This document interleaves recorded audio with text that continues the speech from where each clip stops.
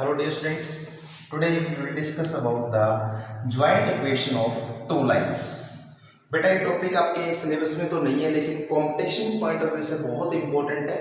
How to find out the joint equation of two lines, या बेटा आप इसे ये भी कह सकते हो कि पेयर ऑफ लाइंस. ठीक है, पेयर ऑफ लाइंस का मतलब क्या है कि दो लाइन की एक कॉमन इक्वेशन होगी. फॉर एग्जाम्पल बेटा जैसे देखो मैंने आपको कह दिया y square minus x square is equal to 0. What is represented by this line. ये लाइन क्या रिप्रेजेंट करती है, क्या शो करती है. तो बेटा बीइंग द मैथमेटिक्स स्टूडेंट्स आप जानते हो कि y square minus x square को हम वाई प्लस एक्स और वाई माइनस एक्स भी लिख सकते हैं इज इक्वल टू क्या आएगा 0. मैंने बेटा a square minus b square का फैक्टराइजेशन फॉर्मूला अप्लाई कर दिया. Y plus x y minus x is equal to 0. So from this I will get either y plus x is equal to 0 or y minus x is equal to 0. तो आप देख सकते हैं बेटा यहां से क्या समझ में आया आपको. इस इक्वेशन के बेस पर अगर मैं इसकी इक्वेशन ड्रॉ करूं तो इसकी क्या आएगी बेटा इक्वेशन. देखो it is passing from 0 0, origin से पास हो रहा है बेटा. और अगर x में क्या रहता हूं 1 तो y क्या लेना पड़ेगा मुझे -1. तो ये एक पॉइंट इसके ऊपर क्या होगा 1 -1. अगर आप इन दोनों पॉइंट को ज्वाइन करेंगे तो बेटा ये लाइन है जो कि इसकी इक्वेशन है. और y minus x is equal to 0, ये y इक्वल टू एक्स है. तो ये लाइन आपके पास क्या रिप्रेजेंट कर रही है बेटा, ये रिप्रेजेंट कर रही है. ठीक है, और हम लेके क्या चले थे बेटा ये इक्वेशन. ठीक है, तो देखा जाए तो इस इक्वेशन ने आपको क्या दिया बेटा, इसने आपको दिया दो स्ट्रेट लाइन के graph. It means it is the joint equation of two lines. ये जो इक्वेशन है बेटा ये क्या है, joint equation of two lines. दो लाइन्स की कंबाइंड इक्वेशन है बेटा, ज्वाइंट इक्वेशन है. या आप ये कह सकते हो कि it represents the pair of lines. ये लाइन का एक पेयर शो करती है, पेयर रिप्रेजेंट करती है. ये तो था बेटा ड्राइव करना. एक कंबाइंड इक्वेशन दे रखी है, उससे सेपरेट इक्वेशन आपने निकाल ली. फैक्टराइजेशन यहाँ पर हेल्प करेगा या फिर क्वाड्रेटिक फॉर्मूला यहाँ पर हेल्प करेगा. अब मैं ये डिस्कस करने जा रहा हूँ how to form the joint equation. तो देखिए जैसे मान लो y is equal to x और y is equal to minus x. आपको बेटा ये दो लाइन दे रखी है, y is equal to x भी स्ट्रेट लाइन है, y is equal to minus x भी एक स्ट्रेट लाइन है. और मुझे अगर इनकी ज्वाइंट इक्वेशन बनानी है तो कैसे बनाएंगे, how to form the joint equation. ज्यादातर बच्चे क्या करते हैं बेटा ज्वाइंट इक्वेशन बनाने के लिए इक्वेशन 1 की और इक्वेशन 2 की क्या कर देते हैं मल्टीप्लाई कर देते हैं. दोनों के आपस में मल्टीप्लाई करेंगे ज्वाइंट इक्वेशन देने के लिए. Equation 1 multiply equation 2, you will get y multiplying the two equations. आपको मिलेगा बेटा y square is equal to minus का एक्स स्क्वायर. और यहां से आपके पास क्या आएगा x square plus y square is equal to 0. For your kind information बेटा ये इक्वेशन आपकी मैच करती है किसके साथ, x square plus y square is equal to r square के साथ. और आप जानते हो बेटा x square plus y square is equal to r square is the general equation of a circle. ये सर्कल की इक्वेशन है. इस इक्वेशन में यहाँ पे 0 आया, इट मींस रेडियस को क्या लिया गया बेटा 0. जिस सर्कल की रेडियस 0 होती है ना बेटा उसको हम बोलते हैं पॉइंट सर्कल. उसको हम क्या बोलते हैं पॉइंट सर्कल.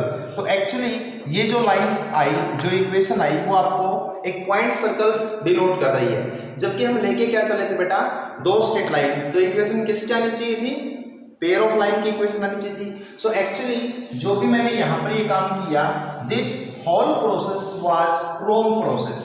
ये जो मैंने आपको करवाया है बेटा ये रॉन्ग है, ये गलत है, रॉन्ग प्रोसेस है. और ये मैंने आपको जानबूझ के करवाया है ताकि आप भविष्य में ऐसा नहीं करें. आपको ऐसा नहीं करना है. This is the very much wrong step while making the joint equation. बेटा एक बात याद रखना, अगर आप जैसी इक्वेशन दे रखी है एज इट इज मल्टीप्लाई करोगे तो आपको कभी भी ज्वाइंट इक्वेशन नहीं मिलेगी लाइन की. तो इसमें गलती ये थी कि इसमें रॉन्ग प्रोसेस मैंने लिखा है क्योंकि राइट हैंड साइड आपका 0 नहीं था. देखिए अब इसका सही प्रोसेस जो राइट प्रोसेस है उसके ऊपर हम चर्चा करते हैं. तो देखो जो इक्वेशन नंबर 1 है बेटा इस इक्वेशन नंबर 1 को आप यूं भी लिख सकते हो y minus x is equal to 0. और इक्वेशन नंबर 2 को आप यूं भी लिख सकते हो बेटा y plus x is equal to 0. यानी कि सबसे पहले मैं क्या करूंगा बेटा राइट हैंड साइड 0 बनाऊंगा. ठीक है, अब ये होगी मेरे पास फर्स्ट इक्वेशन, ये होगी मेरे पास सेकंड इक्वेशन. अब इन दोनों की मल्टीप्लाई कर देते हैं बेटा. देखो तो इन दोनों की मल्टीप्लाई क्या आएगी y minus x into y plus x is equal to 0. और यहाँ से आप सोल्व करोगे तो y square minus x square is equal to क्या जाएगा 0। Now this equation exactly represent the two straight lines जो हम बेटा लेके चले हैं, ठीक है। तो इस तरह से आप ज्वाइंट इक्वेशन बना भी सकते हो। तो मैं कह रहा था बेटा आप इस तरह से पेयर ऑफ लाइन की इक्वेशन बना भी सकते हो, और अगर आपको कोई ज्वाइंट इक्वेशन मिलती है तो उसे दोनों इक्वेशन को आप बेटा सेपरेट भी कर सकते हो। अब देखो एक कॉमन सी बात है जो मैं आपके साथ शेयर करने जा रहा हूँ यहाँ पे। जैसे मेरे पास ये अपना बेसिक बेटा कोऑर्डिनेट सिस्टम है, ये आपका ओरिजिन है, ठीक है। ओ क्या है कि यहाँ से दो लाइन में पास करवा देता हूँ बेटा, एक ये लाइन और दूसरी मान लेते हैं ये लाइन। तो आपके सामने मैंने क्या डायग्राम में क्या शो किया, two straight line both are passing from the origin, ठीक है बेटा।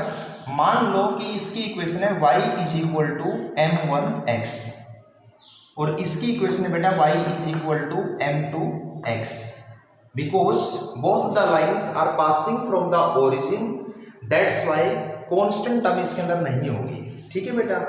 अब यदि इन दोनों लाइन की ज्वाइंट इक्वेशन बनाई जाए तो इसकी ज्वाइंट इक्वेशन का जो बेटा जनरल फॉर्म होता है या जो स्टैंडर्ड फॉर्म होता है वो होता है ये ax square plus 2hxy plus by square is equal to 0। ये याद रहे बेटा, जब भी आपको ऐसा कोई एक्सप्रेशन नजर आएगा ax square plus 2hxy plus by square, so it basically represents two straight lines passing from the origin। यानी कि आप ये मान के चलो बेटा कि ये आपको दो स्ट्रेट लाइन देगा। अगर हम इसको सिंप्लीफाई करें तो इससे एक स्ट्रेट लाइन तो मिलेगी आपको y is equal to m1x और एक मिलेगी y is equal to m2x। ये आपको दिमाग के अंदर सेट करना है कि ऐसी कोई भी इक्वेशन है ax square plus 2hxy plus by square, definitely आपको क्या देगा y is equal to m1x और y is equal to m2x, right है। अब ज्यादा मेहनत ना करके आपको जो इसमें याद रखना है वो पॉइंट मैं आपको क्लियर कर दूं बेटा। आपको तीन बात याद रखनी है, m1 प्लस m2 दोनों लाइन के स्लोप्स का सम, m1 इंटू m2 दोनों लाइन्स के स्लोप्स का प्रोडक्ट, और m1 माइनस m2 और इसका मॉडुलस वैल्यू।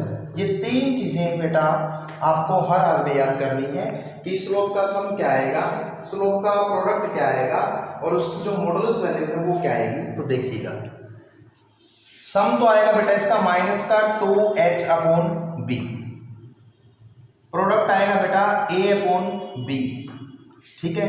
जैसे अल्फा प्लस बीटा और अल्फा इंटू बीटा याद करते थे ना आप, बिल्कुल उसी तरीके से याद करना है। और इनका जो डिफरेंस का मॉडुलस आएगा वो आएगा बेटा 2 times of under the root h square minus ab divide by b। यहाँ पे डिवीजन में क्या आएगा b। ये तीन बातें आप दिमाग में रखिए, बहुत ज़्यादा काम आएंगी, आगे इन्हीं का यूज होगा। तो ये तो कॉन्सेप्ट आपको याद रखना है बेटा जब भी इस तरह का प्रोसेस होगा, क्योंकि कमिंग असाइनमेंट में मैं आपको यही वाली चीज़ देने वाला हूँ, इसके ऊपर आपको प्रैक्टिस करनी है। और लास्ट एंड फाइनल जिस बात पे हमें चर्चा करनी है वो है आपके पास बेटा एंगल बिटवीन टू लाइंस। जैसे देखिए यही दो लाइन है, कल को कोई पूछ ले कि भाई इन दो लाइन के बीच में एंगल क्या होगा, एंगल बिटवीन टू लाइंस, मुझे इन दो लाइन के बीच का एंगल पता लगाना है। लाइन अलग अलग दे रखी हो तो बेटा एंगल निकालने का फॉर्मूला आपके पास होता है, देखो tangent theta is equal to modulus of m1 minus m2 और divide by 1 plus m1 into m2, ठीक है। आई थिंक आपको यहाँ तक बेटा कोई परेशानी नहीं होगी क्योंकि ये सारा आपको आता ही है ना, इसमें कोई दिक्कत वाली बात नहीं है ऐसी। तो अब अगर चर्चा की जाए इस पूरे के ऊपर, ये हम निकालेंगे कैसे, तो ठीक है। अब आपके पास सेपरेट इक्वेशंस नहीं है, आपके पास एक इस तरह का एक्सप्रेशन होगा बेटा।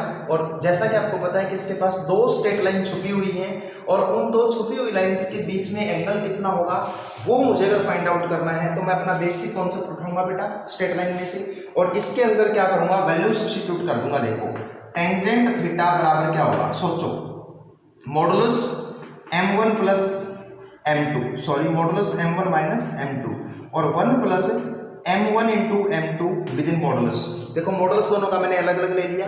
अब इसकी वैल्यू मैं आपको पहले बता चुका हूँ बेटा, ये ले यहाँ से कॉपी कर लो, क्या आएगा 2 times of under the root h square minus ab divide by b, division में modulus 1 plus m1 into m2 क्या आएगा a अपॉन b, और आप इसको सिंप्लीफाई कर लो तो आपके पास आ जाएगा बेटा twice under the root h square minus a b divide by mod of a plus b. देखिए मोस्ट इंपॉर्टेंट कंसेप्ट है बेटा, टेन थीटा का जो एक्सप्रेशन है उसको कॉपी कर ले। दो लाइन्स के बीच का एंगल निकालना है तो दो लाइन के बीच का एंगल निकालने के लिए हमें इस कॉन्सेप्ट का यूज करना पड़ेगा। और यहाँ से एक बात मैं आपको बता दूं कि स्पेशल केस भी हम यहाँ से निकाल सकते हैं। स्पेशल केस में क्या आता है कि दो लाइन्स आपकी पैरेलल कब होंगी और दो लाइन्स आपकी बेटा परपेंडिकुलर कब होंगी, ठीक है। तो परपेंडिकुलर का और पैरेलल का अगर मैं यहाँ से कॉन्सेप्ट लेके आना चाहूँ तो देखिए क्या होगा, if the lines are perpendicular to each other, मतलब ये जो दो लाइन्स के अंदर छुपी हुई हैं, these lines are perpendicular to each other, अगर एक दूसरे के परपेंडिकुलर है तो थीटा आपके पास कितना आएगा बेटा 90, और थीटा 90 आएगा तो आपके पास आप जानते हो tan 90 क्या हो जाएगा बेटा 1/0, और tan 90 का फॉर्मूला क्या है 2 under the root h square minus a b divide by modulus of a plus b that is equal to 1/0। Cross multiply करोगे बेटा mod a plus b is equal to 0, that means a plus b बराबर 0। भावार्थ ये कहने का कि देखो a plus B 0 है तो lines are perpendicular to each other, यानी कि अगर x स्क्वायर का कोफिशिएंट और y स्क्वायर के कोफिशिएंट का सम अगर 0 आ जाए बेटा तो हम लाइन्स को क्या कहेंगे दूसरे के परपेंडिकुलर। और इसी तरह से पैरेलल लाइन कब होंगी, जब थीटा 0 होगा तो वो कंडीशन रख के आप पैरेलल की कंडीशन निकाल सकते हो। तो कमिंग असाइनमेंट आपको जो मिलेगा उसके ऊपर आपको प्रैक्टिस करनी है, कोई डाउट आती है तो हम लाइव सेशन में उसको डिस्कस करेंगे। Thank you.